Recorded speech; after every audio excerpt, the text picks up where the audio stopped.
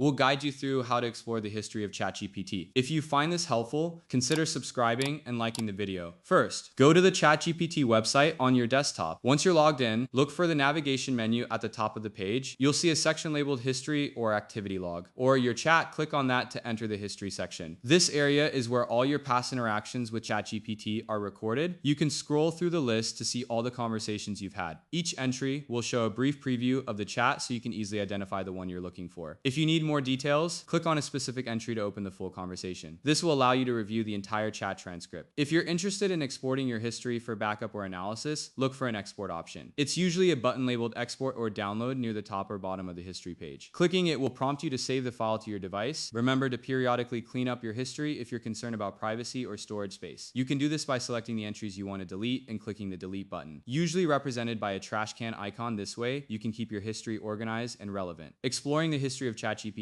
is a great way to track your interactions and revisit important conversations. Don't forget to subscribe and comment if this helped you out.